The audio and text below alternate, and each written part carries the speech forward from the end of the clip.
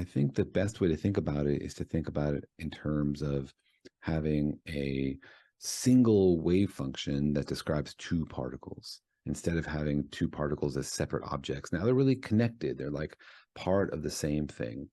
And to give a specific example, say you have a photon and it decays to an electron and a positron. So an electron and its antiparticle. If the photon had no overall spin and the electron has spin up, then the positron has to have spin down, right? So these two particles are linked because they come from the same photon. So a single photon, because of conservation of momentum, its decay particles have to have the same momentum, and that includes spin. So if the electron has spin up, the proton has to have spin down. So these two things are linked.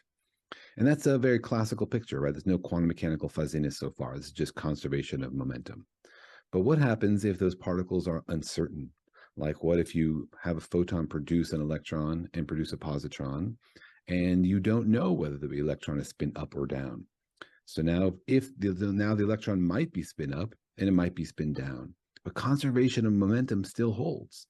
If the electron is spin up, then the positron has to be spin down.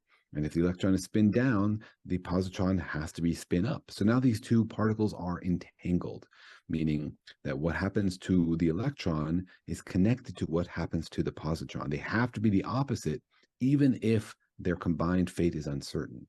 And so instead of thinking about it like, oh, there's some quantum mechanical probability for one particle and there's a quantum mechanical probability for the other, now you have to think about them as a pair. You say there's a quantum mechanical probability for electron to be spin up and positron to be spin down, and there's a probability for the electron to be spin down and the positron to be spin up. They're entangled. You can't separate them and say we're going to treat them as different objects. There's really a single wave function that covers both particles now. Oh, so pretty much it's just one system. So, Yeah, but in our minds, we want to separate, like, no. If this is an electron, this is a positron, there are different particles. But pretty much it's like, no, this is a one system. It's a whole system with different, points or areas in the system. Okay, so how do exactly. And separating things is a very powerful trick. We use it in physics all the time. Like if I want to understand the solar system, I say, well, I'm going to ignore all the other stars out there, and I'm going to ignore all the other galaxies, because including the whole universe in every calculation is a nightmare.